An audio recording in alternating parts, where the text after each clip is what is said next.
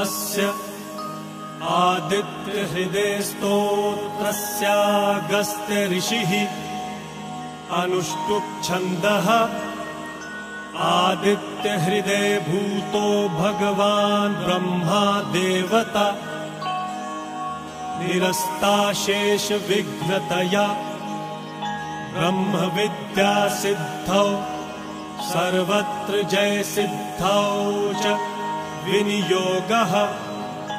ॐ भूर्भुवः स्वः तत्सवितुर्वरेण्यं भर्गो देवस्य धीमहि धियो यो नः प्रचोदयात्।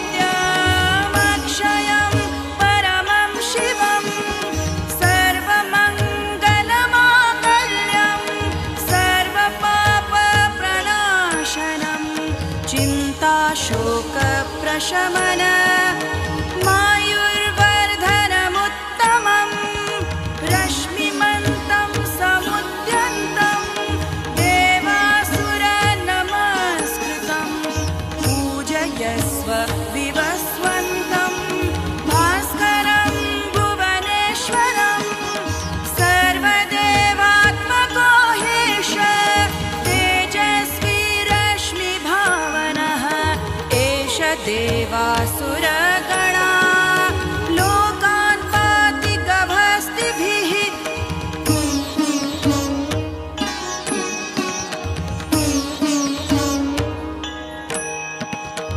एष ब्रह्मा च विष्णुश्च शिवः स्कन्दः प्रजापतिः महेन्द्रो धनदः कालो यमः सोमो ह्यपाम्पतिः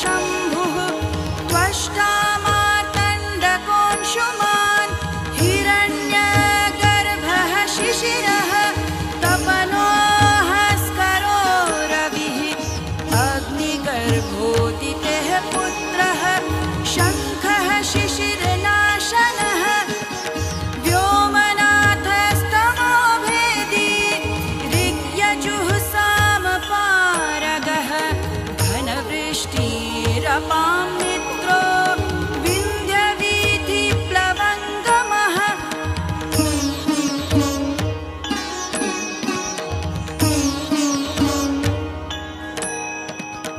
आतपी मण्डली मृत्युः पिङ्गलः सर्वतापनः कविर्विश्वो महातेजा रक्तः सर्वभवोद्भवः नक्षत्रग्रह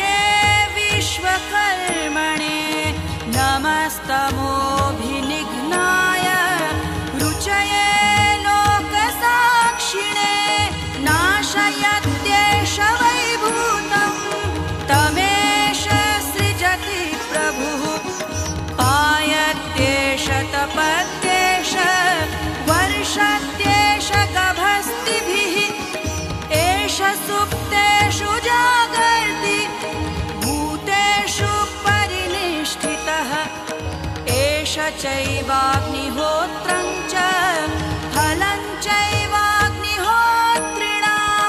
देवाश्च क्रतवश्चैव क्रतूनां फलमेव च यानि कृत्यानि लोकेषु सर्वेषु परमप्रभुः एनमापत्सु कृच्छ्रेषु कान्तारेषु भयेषु च कीर्तयन् पुरुषः कश्चिन् नावसीदति राघव।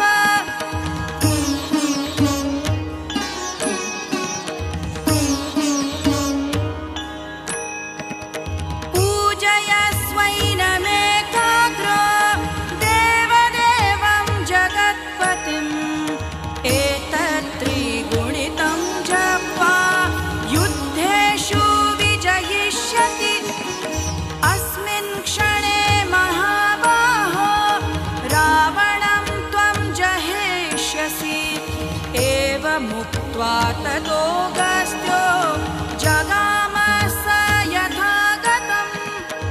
एतत् श्रुत्वा महातेजा नष्टशोको भवत्तदा धारयामास सुप्रीतो राघवः प्रयतात्मवान्। आदित्यं प्रेक्ष्य च प्रेतं परं हर्षमवाप्तवान्। त्रिराचम्य शुचिर्भूत्वा धनुरादाय वीर्यवान् रावणं प्रेक्ष्य हृष्टात्मा जयार्थं समुपागमत्। सर्वयत्नेन महता वृतस्तस्य वधे भवत्। अथ रविरवदन्निरीक्ष्य रामं मुदितमनाः परमं प्रहृष्यमाणः। निशिचरपतिसंशयं विदित्वा सुरगणम